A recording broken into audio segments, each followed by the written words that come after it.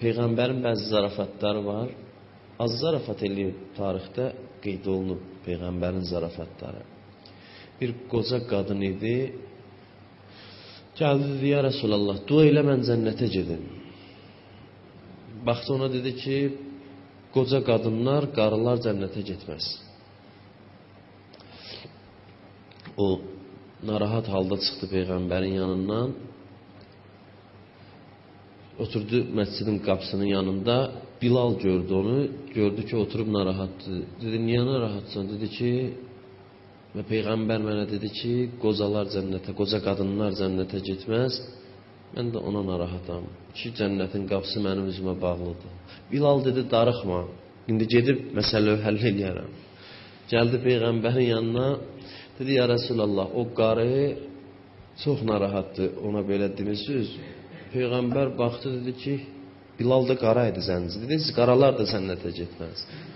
Yəni, sən ged öz dərdi çək, gəlmirsən ona vasitəçilik eləməyə, sən ged öz dərdi çək, qaralar da cənnətə getməz.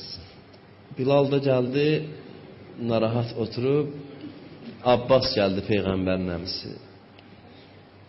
Gördü, Bilal oturub, narahatdır, nə olub, danışdı. Dedi, gedin, mən də şəfaət eləyərəm sizin üçün. Gedir Peyğəmbərə deyəndə Abbas, Peyğəmbər baxır, deyir, qoca kişilər də cənnətə getməz.